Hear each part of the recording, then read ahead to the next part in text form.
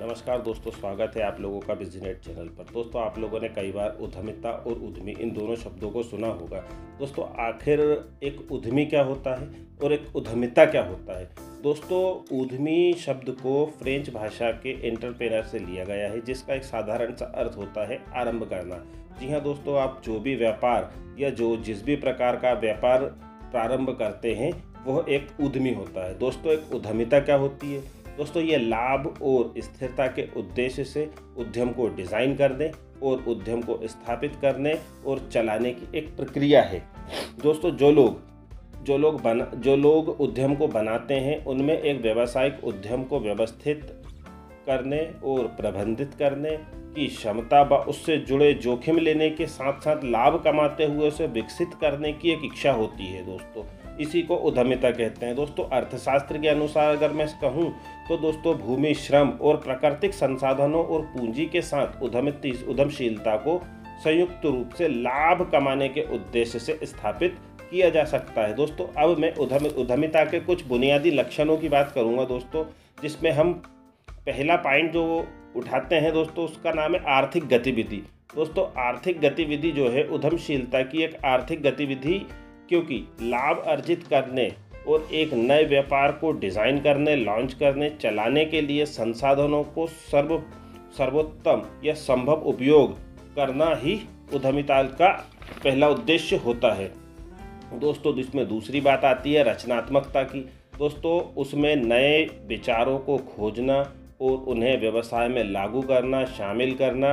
उद्यमी व्यवसाय को चलाने के वर्तमान तरीकों को लगातार मूल्यांकन करता है और व्यवसाय को अधिक कुशलतापूर्वक व प्रभावी ढंग से संचालित करने के लिए नए तरीकों और तकनीकों की पहचान करता है। दोस्तों, कोई भी व्यापारी है उसको अपने आप को अपग्रेड करना पड़ेगा। अगर उसका व्यापार पुराना है तो नई टेक्नोलॉजी को अपने व्यापार में लगाना पड़ेगा। दोस्तों, अगर आपको व्यापार में आगे बढ़ना है तो टेक्नोलॉजी का उपयोग करके ही आप अपने व्यापार को और बड़ा बना सकते हैं। दोस्तों, इसका जो तीसरा लाभ है वो है लाभ कमाना। दोस्तों, लाभ कमाना उद्यमशीलता का एकमात्र उद्देश्य है। यह उद्यमी द्वारा किए गए प्रयासों और जोखिम का एक प्रतिफल होता है। दोस्तों, इसमें चौथे उद्देश्य की अगर मैं बात करूं तो वह है स्थिरता। दोस्तों, अधिकांश सामाजिक उद्यमों में कुछ सामाजिक उद्यमों की बात करूं तो अधिकांश सामाजिक उद्यम कुछ सामाजिक मुद्दों के समाधान के लिए काम कर रहे होते हैं, लेकिन उन्हें अपने उद्यम को चलाने के लिए एक व्यावसायिक मॉडल की आवश्यकता होती है। इसलिए ऐसी गतिविधियों को सामाजिक उद्यम के रूप में परिभाषित किया जा सकता है। यह एक सामाजिक कारण के लिए कार्य करते हैं, लेकिन आत्मनिर्भर रहना भी इनका मुख्य उद्देश्य होता है। दोस्तों, मैं पांचवें उद्देश्य की बात करूं तो वह है जोखिम उठाना। दोस्तों, जोखिम लेने की इच्छा उद्यमिता का सबसे महत्वपूर्ण हिस्सा है, जिसके बिना उद्यमी सफल नहीं हो सकता। यह नए विचारों और उनके कार्यान्वयन के कारण होता है। ऐसे विचार अक्सर अनिश्चित होते हैं और इसीलिए इसका परिणाम सकारात्मक और त्वरित हो भी सकता है और नहीं भी हो सकता। दोस्तों, मैं अब आपसे बात करूं कि उद्यमी के कार्य जिनमें उन्हें शामिल होना चाहिए। दोस्तों, हमेशा एक जो उद्यमी होता है, एक व्यापारी होता है, उसको हमेशा नए व्यावसायिक विचारों की खोज करते रहना चाहिए। दोस्तों, इस पर मैं आपको एक वीडियो अलग से बनाकर दूंगा कि आखिर नए विचार आते कैसे हैं। अगर आप चाहते हैं कि मैं इस पर वीडियो बनाऊं तो कृपया कमेंट्स करके बताएं। दोस्तों, दूसरी बात आती है नए उत्पाद, सेवाओं को या प्रक्रियाओं का नवाचार करना, व्यापार मॉडल में प्रक्रिया का निरंतर सुधार करना, प्रौद्योगिकी का उपयोग करना, व्यावसायिक बुद्धि का उपयोग करना, किफ़ायती रणनीतियों का उपयोग करना, भविष्य के उत्पादों और सेवाओं का विकास करना, अनुकूल प्रबंधन करते रहना। दोस्तों, क्या क्या स्किल होना चाहिए एक उद्यमी में? दोस्तों, सबसे पहला स्किल जो है, जो सबसे ज़्यादा ज़रूरी है, वह है तकनीकी कौशल। तो कि दोस्तों, मौखिक संचार संगठित करने की क्षमता, उत्पादक क्षमता, तकनीकी व्यवसाय को प्रबंधन,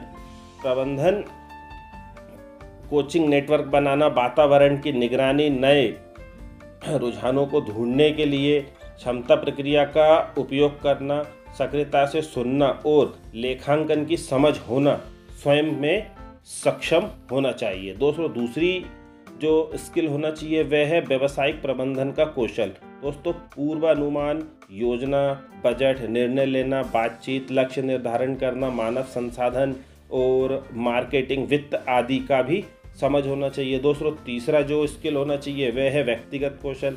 दोस्तों परिचालन, नेतृत्व और दृढ़ता, आत्मनिर्भरता, दूरदर्शिता, नवीनता, जोखिम लेने की इच्छा, ठीक है दोस्तों, और अनुशासन, आत्मविश्वास, धैर्य, भावनात्मकता।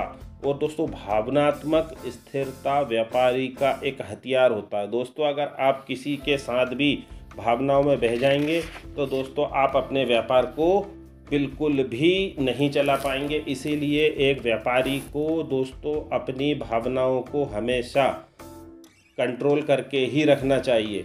दोस्तों उद्यमशीलता का पारिस्थितिक तंत्र, जिसे हम कहते हैं इकोसिस्टम, ये क्या होना चाहिए? दोस्तों उद्यमिता एक पारिस्थितिक तंत्र के तहत संचालित होती है जिसे उद्यमशीलता का पारिस्थितिक तंत्र कहा जाता है। पारिस्थितिक तंत्र में सरकारी कार्यक्रम और योजनाएं शामिल होती हैं जो उद्यमशीलता और गैर सरकारी संगठनों को प्रोत्साहित करती हैं और उद्यमी को सलाहकार सेवाएं प्रदान करती रहती हैं, तथा ऐसे अन्य संगठन जो प्रत्यक्ष या अप्रत्यक्ष रूप से उद्यमिता को बढ़ावा या फिर दोस्तों समर्थन प्रदान करते हैं, उनसे आपको हमेशा टच में रहना है, उनसे आपको हमेशा दोस्ती करके रखनी है।